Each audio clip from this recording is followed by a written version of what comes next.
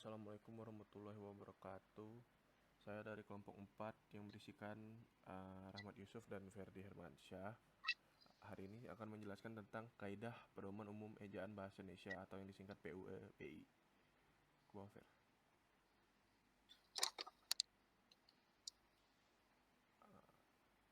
Dalam melaksanakan tugas sehari-hari, tidak terlepas dari kegiatan tulis-menulis. Di antaranya menyusun perangkat pembelajaran memerlukan kecermatan dalam menulis dengan menggunakan ejaan bahasa Indonesia yang baik dan benar, dan mampu dalam mengkomunikasikan laporan penyelenggaraan kegiatan akademik.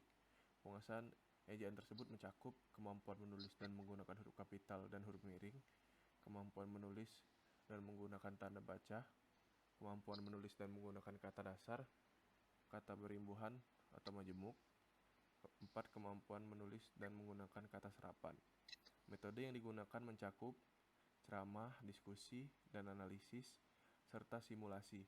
Menguatkan penguasaan ejaan dalam penyusunan perangkat pembelajaran dengan materi. 1. Perkembangan ejaan bahasa Indonesia. 2. Aspek-aspek ejaan bahasa Indonesia.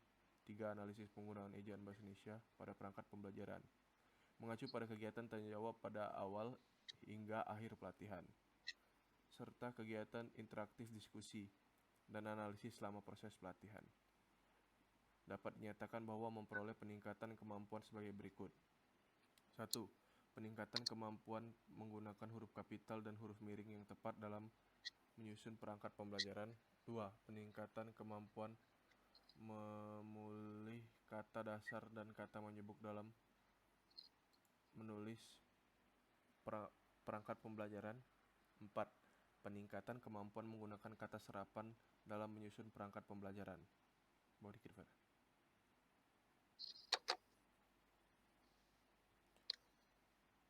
Bahasa sebagai alat komunikasi ditunjukkan oleh adanya berbagai gagasan, informasi yang disampaikan kepada orang lain baik secara lisan maupun tulisan. Bahasa sebagai alat berpikir ditunjukkan oleh adanya segala macam ide, konsep, dan pikiran dinyatakan dengan bahasa. Dalam kegiatan berbahasa lisan maupun tulis, mendengarkan, berbicara, membaca, dan menulis merupakan faktor yang penting. Melalui kegiatan mendengarkan dan membaca, seseorang dituntut untuk memiliki kemampuan memahami dengan baik gagasan yang diucapkan maupun yang dituliskan oleh orang lain. Melalui berbicara dan menulis, seseorang dituntut untuk dapat menyatakan gagasan dengan bahasa yang baik dan benar. Penuangan gagasan secara tertulis lebih sulit dibandingkan dengan bahasa lisan. Penuangan gagasan secara tertulis merupakan kegiatan secara terencana yang memerlukan kecermatan dalam mewujudkan gagasan, menuliskan ejaan, membentuk kalimat dengan baik, serta pemilihan kata yang tepat. Selanjutnya akan dilanjutkan oleh teman saya, Ferdi. Silakan, Mas Ferdi. Berkaitan dengan penulisan ejaan pada tahun 2016, pemerintah telah mengadakan perubahan pedoman ejaan dari pedoman ejaan bahasa Indonesia yang disempurnakan atau EYD menjadi pedoman umum ejaan bahasa Indonesia atau PUBI. Dalam melaksanakan tugas sehari-hari, tidak terlepas dari kegiatan tulis-menulis, di antaranya menyusun perangkat pembelajaran, yakni menyusun rencana pelaksanaan pembelajaran, menyusun bahan atau materi pembelajaran, menyusun lembar kerja peserta didik, menyusun alat evaluasi. Kesemuanya itu memerlukan kecermatan dalam menuliskan dengan menggunakan ejaan bahasa Indonesia yang benar. Berkaitan dengan penggunaan bahasa Indonesia, khususnya penggunaan ejaan tersebut, penyelenggaraan pendidikan melalui peningkatan tenaga pengajarnya mampu menggunakan ejaan bahasa Indonesia atau sesuai dengan PUEB dalam menyusun perangkat pembelajaran maupun dalam mengomunikasikan laporan penyelenggaraan kegiatan akademik. Penguasaan ejaan tersebut mencakup 1. Kemampuan menulis dan menggunakan huruf kapital dan huruf miring. 2. Kemampuan menulis dan menggunakan tanda baca. 3. Kemampuan menulis dan menggunakan kata dasar, kata imbuhan, dan majemuk. 4. Kemampuan menulis dan menggunakan kata.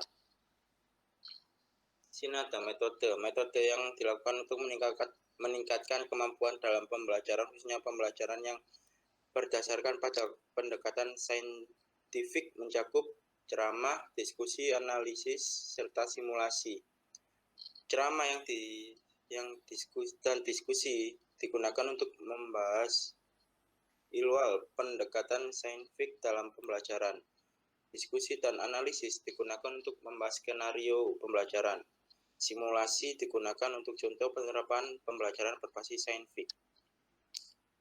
Dan kesimpulannya, kegiatan pelatihan bertujuan meningkatkan kompetisi tenaga pengajar agar menguasai kaidah ejaan dan mampu menggunakan ejaan bahasa Indonesia sesuai dengan PUEP dalam menyusun perangkat pembelajaran. Penguasaan ejaan tersebut mencakup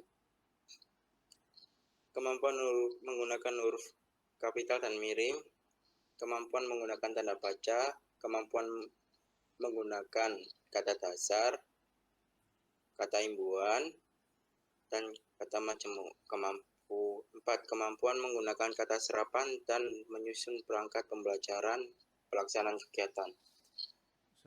Sekian presentasi dari kelompok saya, yaitu kelompok 4. Sekian dari saya dan Rahmat Yusuf dalam pembahasan PUEP ini. Kalau ada pertanyaan, silakan ditulis di kolom komentar. Wassalamualaikum warahmatullahi wabarakatuh. Waalaikumsalam.